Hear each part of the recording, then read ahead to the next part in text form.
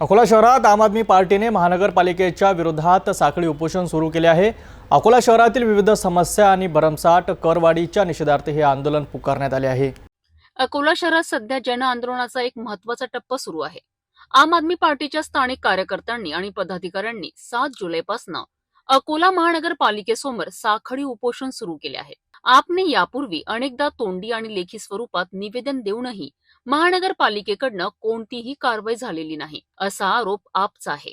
या उपोषणातील प्रमुख मागण्यांमध्ये 2017च्या वाढीव कराऐवजी मागील करात फक्त 10% वाढ करणे, करावरील व्याजदर पूर्णपणे रद्द करणे तसेच थकीत करासाठी मासिक हप्त्यांची सवलत देणे यांचा समावेश आहे। याशिवाय 10,000 रुपयांवरील कराच्या रकमेवर मासिक हप्त्याची सवलत देण्याचीही मागणी आहे। अकोला शहरातील जनतेला न्याय मिळवून देण्याकरिता आणि ग्रीन अकोला हेल्दी अकोला चे वातावरण निर्माण करण्याकरिता हे आंदोलन सुरू असल्याचे आपच्या पदाधिकाऱ्यांनी सांगितले आहेत। हम महानगरपालिका के पास में आम आदमी पार्टी ने सकाड़ी उपोषण का आयोजन किया गया।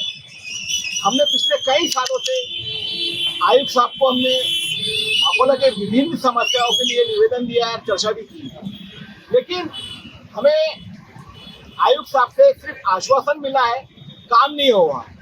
हमने जनता जो त्रस्त हो रही है, जनता टैक्स के लिए खासतौर पे त्रस्त हो रही है, उनके ऊपर कुंभकर्ण टैक्स 2017 के अंदर विपक्ष सत्ताधारी पार्टी बीजेपी और विपक्ष पार्टी कांग्रेस, इन दोनों ने हाथ मिलाकर महानगरपालिका के थ्रू जनता के ऊपर एक कुंभकर्ण टैक्स दिया हुआ है।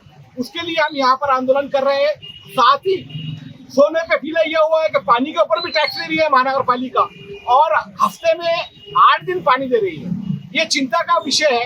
इसके और तमाम 9 मुद्दों के लेकर हमने जो उठे, साफ सफाई का मुद्दा है, स्कूलों का मुद्दा है, डेली जो तो हर एरिया के अंदर प्रभाग के अंदर हॉस्पिटल खुलना चाहिए, वो तमाम विभिन्न समस्याएं जो जनता का मूल अधिकार है, उसके लिए हम खड़े बैठे हैं यहाँ पर। आम आदमी पार्टीने हे उपोषण महानगरपालिकेला जनतेच्या मागण्या ऐकण्यास भाग पाडेल का हे पाहणे महत्त्वाचं ठरेल। पुढील अपडेटसाठी पाहत रहा सिटी न्यूज।